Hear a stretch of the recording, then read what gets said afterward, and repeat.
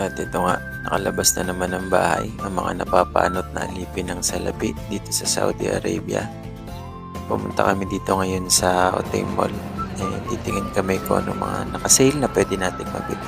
Tara, pasok tayo.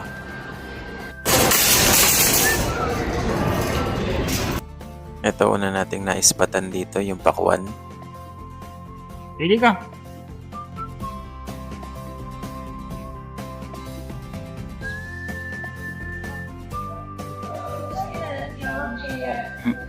Alin? Ito, may iba to eh. Timbang. Baka may iba presyo nito. Green to eh. Presyo mo natin. Itlog 13. Ito nga, mura din yung talong.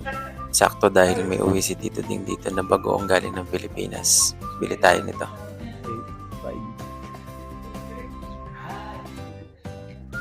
5 real, 5 real.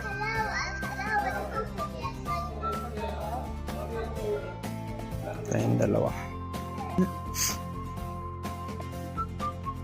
Tapos, ang 650 raw, ang discount to, nasa cashier.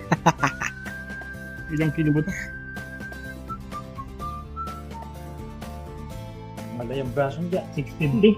Sabi? 650 raw. Ito 650. Discount to, nasa cashier. Sabi ko ako, ang nakalagay doon, point lang sabi niya, eh. Ganito daw yan. Mura din to ang chocolate na minis. Kaso hindi active yung sweet tooth natin. So pass tayo dito. Yan, ipabili nga siya. Yan maganda pang dynamite. Isa pa lang, solve ka na.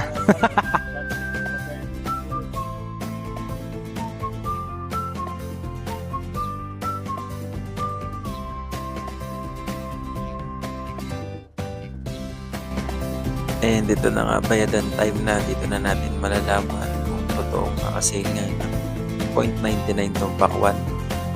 Tignan natin.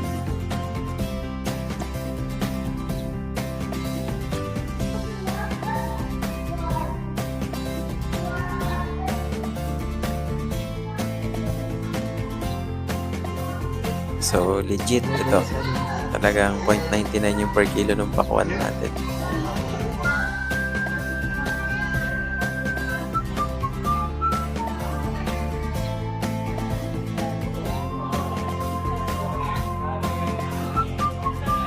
Ito na, tapos na.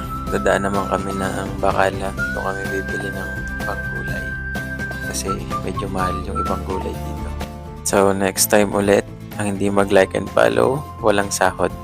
Bye-bye!